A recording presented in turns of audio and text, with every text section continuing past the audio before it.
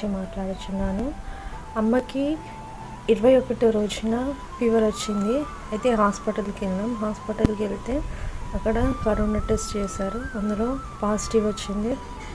అయితే నేను రెగ్యులర్గా లైవ్ వింటూ ప్రార్థనలో ఏకీభవిస్తుండగా నెక్స్ట్ ఒక 3 డేస్కే ఫీవర్ తగ్గిపోయింది. మళ్ళీ టెస్ట్కి వెళ్తే నెగిటివ్ రిపోర్ట్ వచ్చింది. దేవుడు చేసిన గొప్ప అద్భుతాన్ని బట్టి దేవునికి వందనాలు. అలాగే నిన్నటి రోజున యోసేపు గురించి మాట్లాడాడు. నిజంగా ఎంతగానో బలమైన వాక్యంగా అనిపించింది. మన జీవితంలో శత్రువుని ఎలా ప్రేమించాలో, దేవునికి ఎలా లోబడి ఉండాలో నిజంగా వాక్యంగా ఎంతగానో లోతైన మర్మాలను మమ్మీ ఎంతగానో వివరంగా చెప్పింది. నాకు ఎంతగానో ఆశీర్వాదకరంగా ఉంది. ఆ వాక్యాన్ని బట్టి దేవునికి వందనాలు. దేవుడు చేసిన గొప్ప అద్భుతాన్ని బట్టి వందనాలు. ఈ కొద్ది సాక్ష్యం దేవుడు దీవించును గాక. Amen. Praise Lord mummy daddy. నా పేరు స్వాతి. నేను అమలాపురం నుంచి మాట్లాడుతున్నాను. నా సాక్ష్యాన్ని నేను పంచుకోవాలని ఆశపడుతున్నాను నేను మీతో.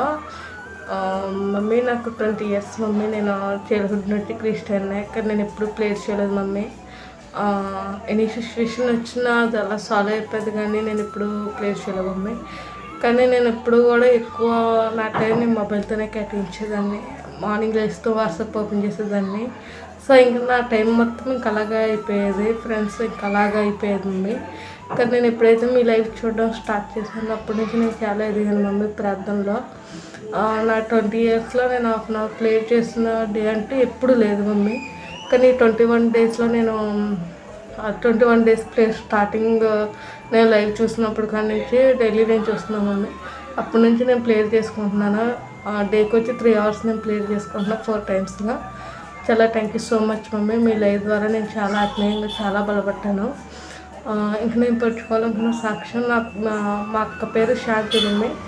తనకి పాప పుట్టింది. పాప పుట్టినప్పుడు సురుకులు వచ్చినాయి మమ్మీ. అవి సురుకులు ఎన్ని హాస్పిటల్ తిరిగినా సరే తగ్గలేదు మమ్మీ. అయితే తను ఆ సురుకులు పెయిన్ తట్టుకోలేక సూసైడ్ అటెంప్ట్ కూడా చేసుకోవాలనుకుంది.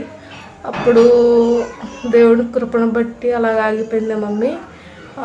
తర్వాత ఒక నాటు వైద్యం ఇస్తున్నారని తెలిసి అక్కడికి వెళ్ళి చేయించాం మమ్మీ. అంత కవర్ అయింది, అంత తగ్గిపోయింది మమ్మీ, నార్మల్ అయిపోయింది. అయితే పాప పుట్టి 5 years అవుతుంది మమ్మీ. ఇంకప్పటి నుంచి ఇప్పటిదాకా మళ్ళీ రాలేదు. మళ్ళీ 1 weekలో మళ్ళీ వచ్చినాయి మమ్మీ సురుకులు. అంటే మళ్ళీ వస్తున్నాయి, స్టార్టింగ్ అయినాయి అంట మమ్మీ. అయితే అప్పుడు వీడిగుడి ఇచ్చిన అప్పుడు మంది ఇచ్చిన అతను చనిపోయాడని తెలిసింది మమ్మీ. అయ్యో తండ్రి ఇలా జరిగింది ఏంటి, ఇప్పుడు నా అక్క పరిస్థితి ఏంటంటే చాలా బెంగపడ్డా మమ్మీ. నేను చాలా ప్రేయర్ చేసుకున్నా. తర్వాత మేము ఎంక్వైరీ చేయగా దేవుని కృపను బట్టి అదే మంది వేరొకళ్ళు ఇస్తున్నారని తెలిసింది మమ్మీ. అయితే వాళ్ళు ఇవ్వడం జరిగింది. అది మా అక్క వేసుకుంది. ఇప్పుడు తగ్గింది మమ్మీ. ఇది కేవలం దేవుని కృప. అందుకే నేను చెప్పుకోవాలని ఆశపడ్డా మమ్మీ. అండ్ మీ లైఫ్ ద్వారా నాలాంటి వాళ్ళు ఇంకా అనేకులు మారు మనసు పొందాలని మనస్ఫూర్తిగా కోరుకుంటున్నాం mummy. Thank you so much mummy. అక్కకి మందు దొరికితే నేను సాక్షి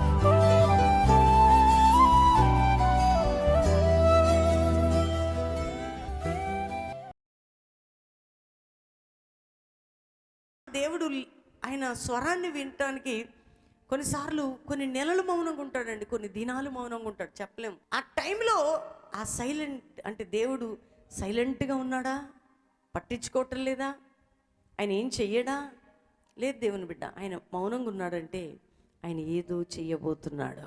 వెయిటింగ్ చేయడం ఇష్టంలే.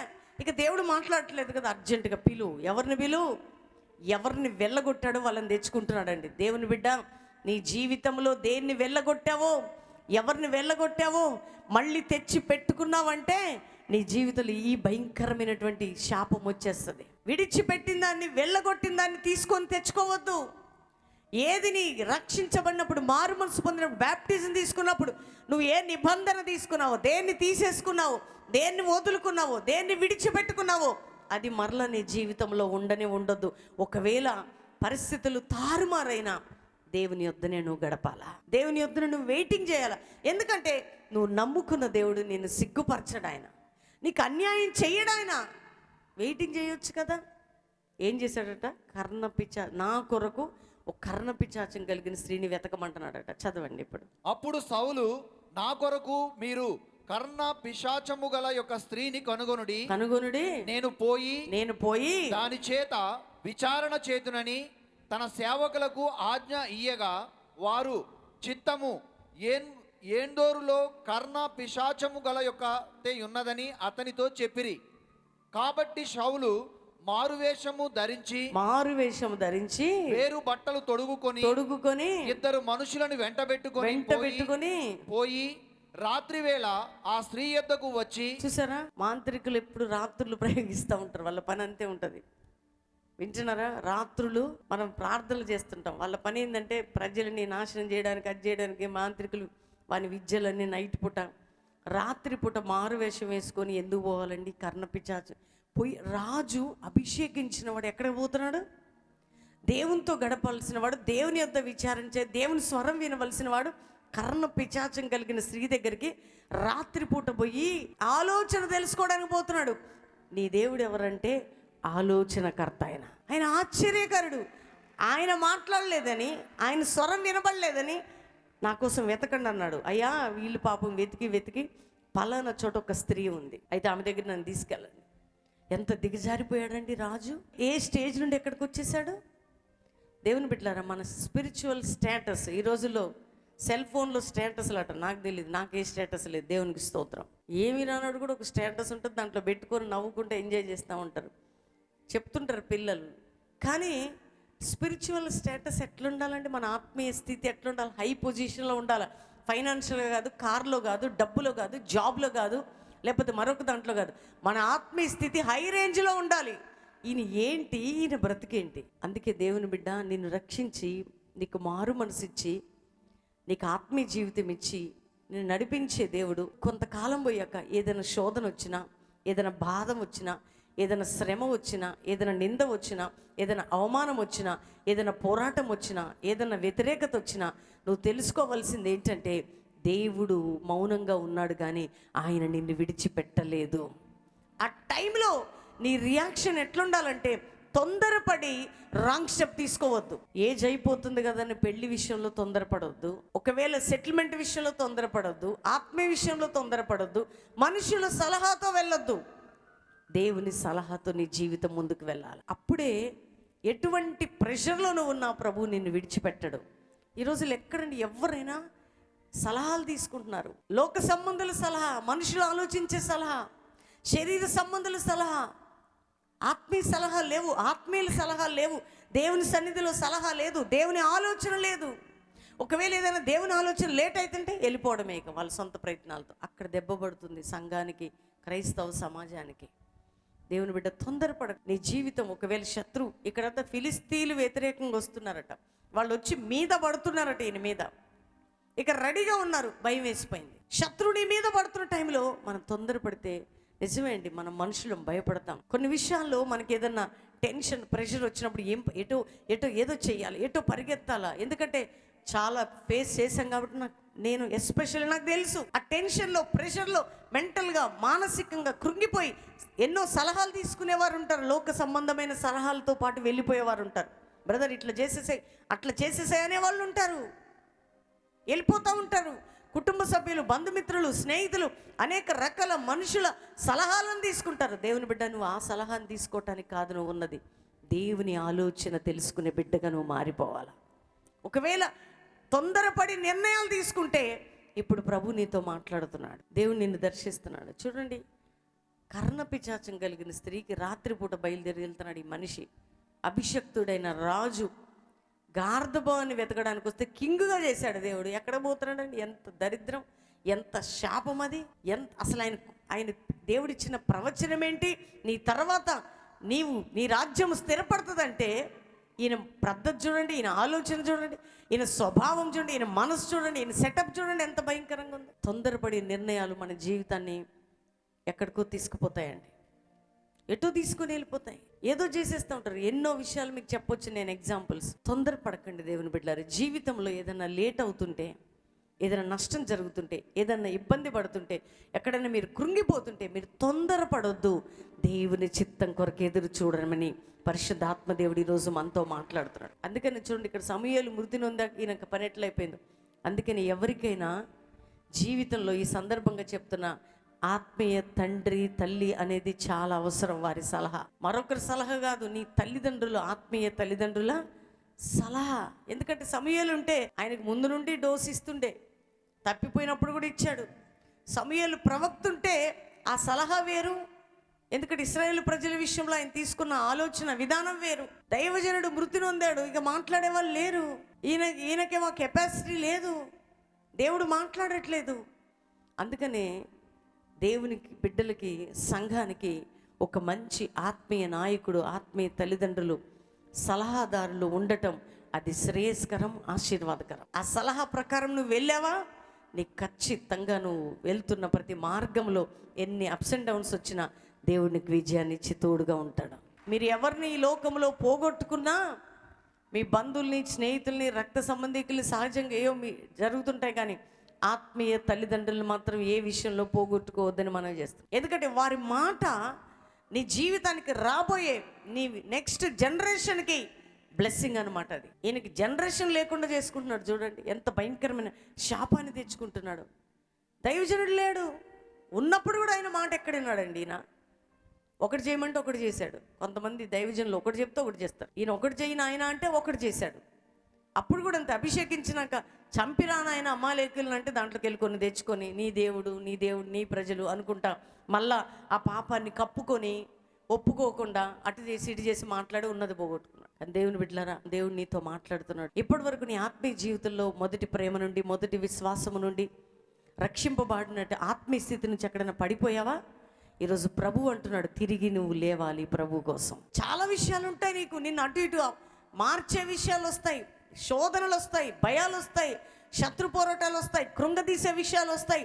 అవి ఏం చేస్తాయంటే లాస్ట్కి నిన్ను పడేస్తున్నట్టుగా ఉంటాయి. కానీ ప్రభువు మన చెయ్యి విడిచిపెట్టాడు. తొందరపడ్డాడు సౌలు, తొందరపడి నిర్ణయం తీసుకున్నాడు. కర్ణపిశాచం కలిగిన వాళ్ళ దగ్గర విచారణ చేయటం అంటే అది ఎంత దారుణమైన విషయం. అందుకని క్రైస్తవులు ఎవరికైనా ఇలాంటి అలవాట్లు ఉంటే, ఊళ్ళల్లో, గ్రామాల్లో చాలామంది ఇలాగ ఉంటారండి.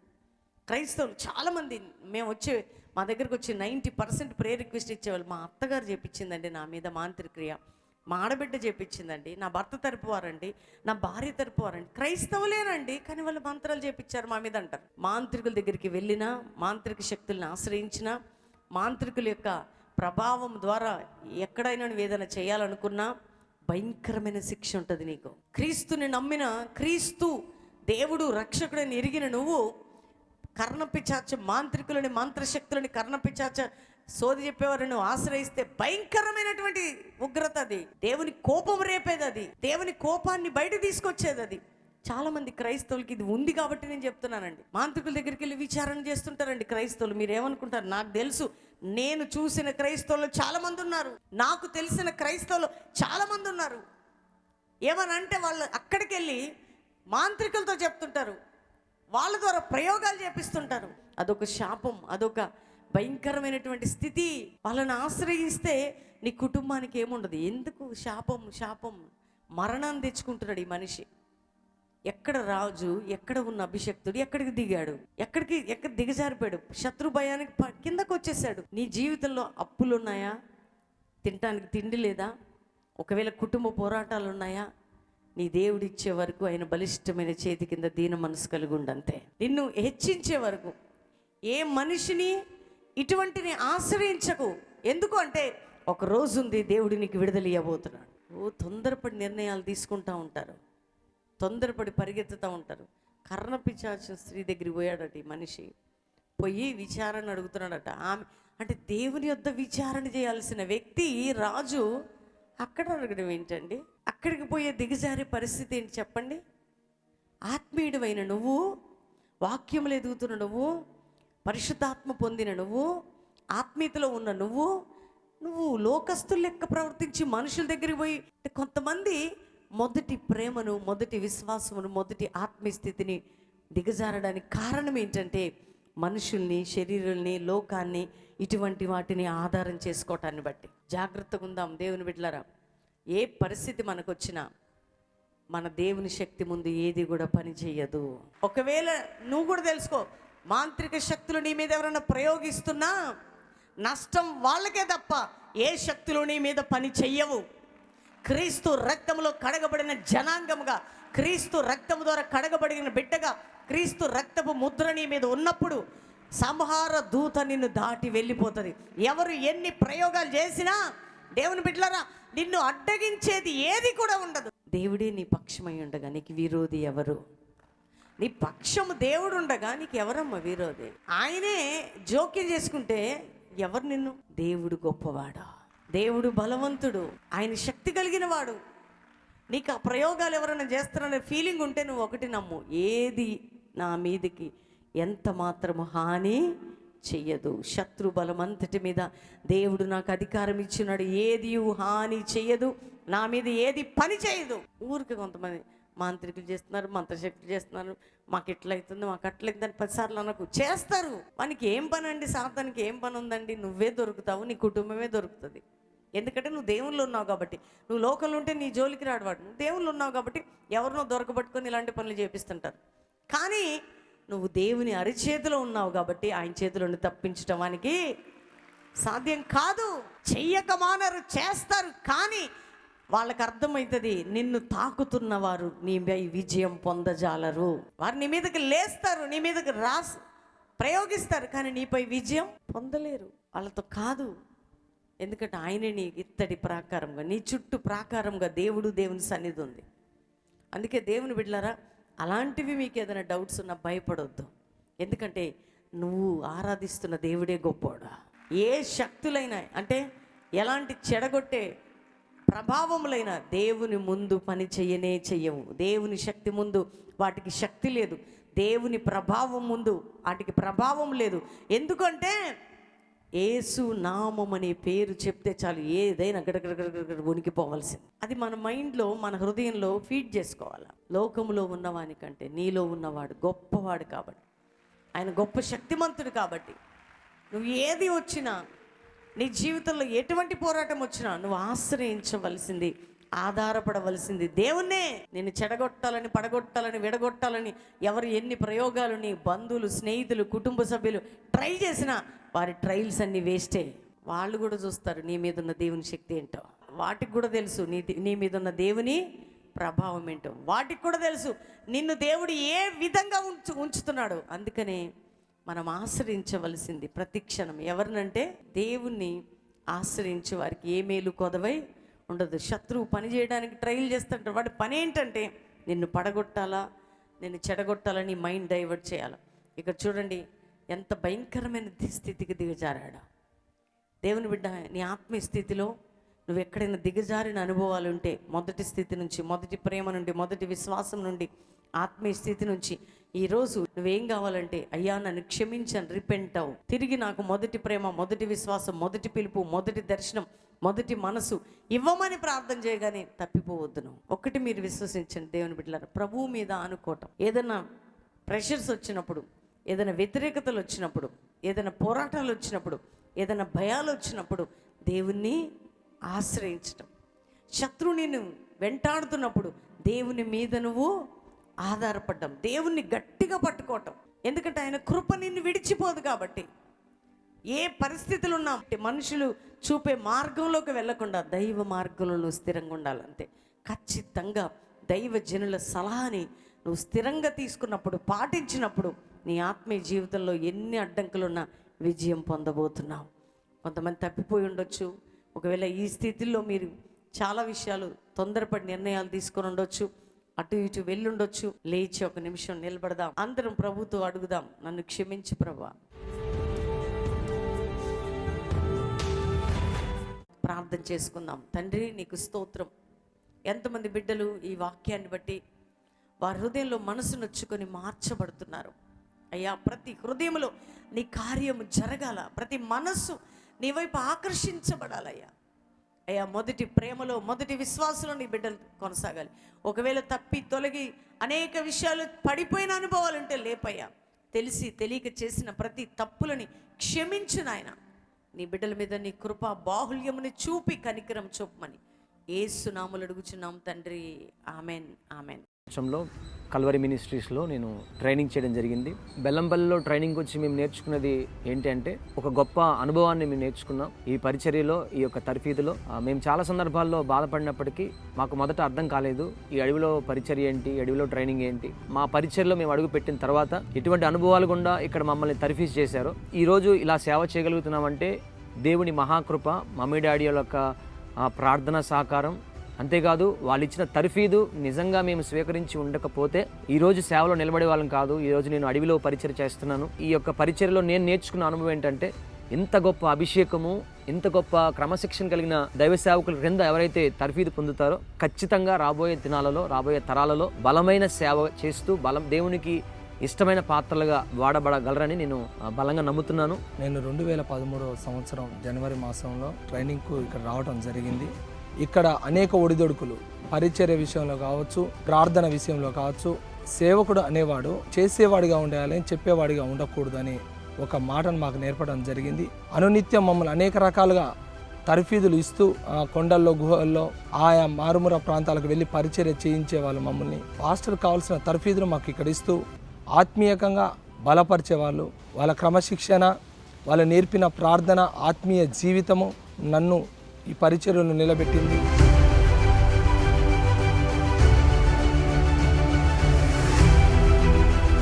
కల్వరి బైబిల్ కాలేజ్ ఈ నూతన సంవత్సరంలో యవ్వనస్తులకి ఒక ప్రత్యేకమైన పిలుపునిస్తున్నది. చూడుము, భూమి మీద చీకట్లు కమ్ముచున్నాయి.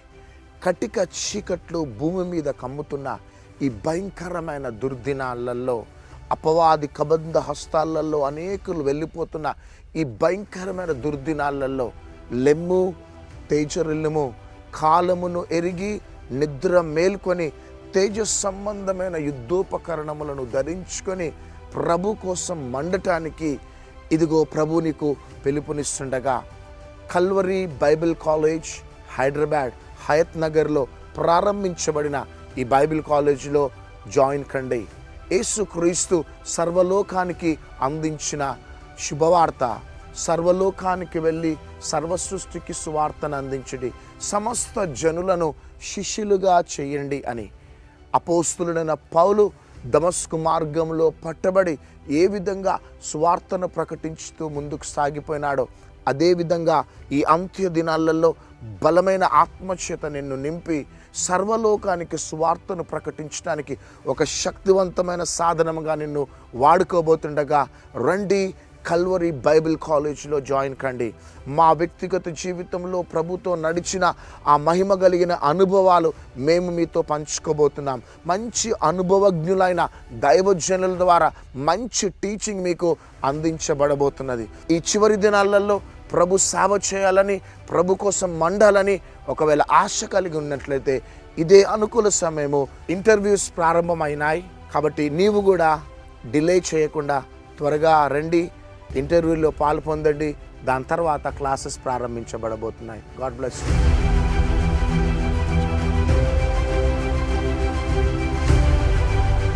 2014లో ఆ కల్వరి బైబిల్ కాలేజ్ ద్వారా అనేక ఆత్మీయ సంగతులు, బైబిల్లోని కొన్ని గొప్ప సత్యాలను గ్రహించడం జరిగింది.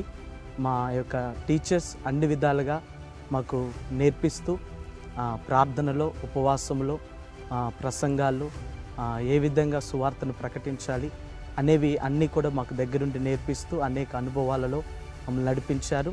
మేము చేయబోయే సేవలో ఏ విధంగా, పరిచర్యలో శ్రమలు, ఇబ్బందులు ఎదురైనప్పుడు ఏ విధంగా ధైర్యంగా ఎదుర్కోవాలో అనేక విషయాలు వారి జీవితంలో జరిగిన సాక్ష్యాలు మాకు పంచుతూ ఆత్మీయ విషయంలో, సేవ విషయంలో మమ్మల్ని ఎంతగానో బలపరిచి మమ్మల్ని అందరినీ కూడా సేవకే సిద్ధపరిచారు. సేవా జీవితంలో ఎలాంటి పరిస్థితులు ఎదురైనా ఒక ధైర్యాన్ని, ఒక విశ్వాసంలో ముందుకు కొనసాగడానికి ఎంతగానో మమ్మల్ని బలపరిచాయి. అందుని బట్టి దేవుణ్ణి స్తుతిస్తున్నాం. నిజంగా 2011 సంవత్సరంలో ఆ పరిస్థితుల మధ్యలో, శ్రమల మధ్యలో, నిందన మధ్యలో నేను నివాసం చేస్తున్నప్పుడు బైబిల్ ట్రైనింగ్కి వెళ్ళాలన్న ఆశ కలిగి, అదే రీతిగా ప్రార్థన, ఆ అభిషేకము, దేవుని యొక్క కృప, దేవునితో యొక్క ఆ సంబంధం అవనేవి నాకు అంతకుముందు తెలియదు. కానీ ఇక్కడ పడినటువంటి ఆ శ్రమలు, తర్వాత కష్టాలు, అవన్నీ అనుభవాలన్నీ కూడా ఈరోజున మా యొక్క గ్రామాలలో ఉన్నటువంటి శ్రమల, నిందలు అవన్నీ కూడా మేము ఈజీగా సేవ చేయగలము, ఈజీగా మేము ముందుకు వెళ్ళగలనేటటువంటి ధైర్యం మాలో కలిగింది. నిజంగా ఈ అభిషేకము, ఈ ప్రార్థన, ఇక్కడ ఉన్నటువంటి అనుభవాల ద్వారా మా పరిచర్యలో నేను ఎంతగానో మేలు పొందుకుంటూ దేవుని యొక్క కార్యాలు జరిగిస్తూ ఇలా ఇక్కడ ఎలా అనుభవాలు ఉన్నాయో నేను కూడా మా బిడ్డలు కూడా అవే అనుభవాలు నేర్పిస్తూ ఈ యొక్క సేవా పరిచర్య ముందుకు వెళ్ళడం జరుగుతుంది. దేవుని యొక్క దర్శనం ప్రకారం 2018లో ఇక్కడ బైబిల్ ట్రైనింగ్కి వచ్చాను. ట్రైనింగ్కి రాకముందు నాకు బైబిల్ గురించినటువంటి అవగాహన లేదు, ప్రార్థన గురించినటువంటి సరైనటువంటి అవగాహన లేదు. అయితే ఇక్కడికి కాలేజీకి తరఫీదుకి వచ్చిన తర్వాత దేవుని యొక్క చిత్త ప్రకారంగా మమ్మీ డాడీ బైబిల్లో ఉన్నటువంటి విషయాలను ఎంతో లోతైనటువంటి మర్మములను తెలియపరుస్తూ ప్రార్థన జీవితం ఏ విధంగా కలిగి ఉండాలి, దేవునితో సహవాసం ఏ విధంగా కలిగి ఉండాలి, అభిషేకంతో ఏ విధంగా దేవుని యొక్క పరిచర్య చేయాలని నేర్పిస్తూ నశించిపోయేటువంటి ఆత్మల పట్ల ఏ విధంగా అయితే భారం కలిగి సేవ చేయాలి, బలవంతుని చేతిలో ఏ విధముగా బాణముల వలె వాడబడాలి, దేవుని కొరకు ఆరని అగ్నిజ్వాలగా ఏ విధంగా మండాలని ప్రతిదీ నేర్పించి పంపి ఉన్నారు. బహుబలంగా దేవుని యొక్క సేవ జరిగించడానికి ఆ రోజు వాళ్ళు నేర్పించినటువంటి ఆ యొక్క ప్రార్థన యొక్క జీవితం, వారు నేర్పించినటువంటి ఆ బైబిల్ యొక్క జ్ఞానమే ఈరోజు దేవుని యొక్క ఆత్మ బలంతో దేవుని పరిచర్య చేయడానికి తోడ్పాటుగా ఉంది.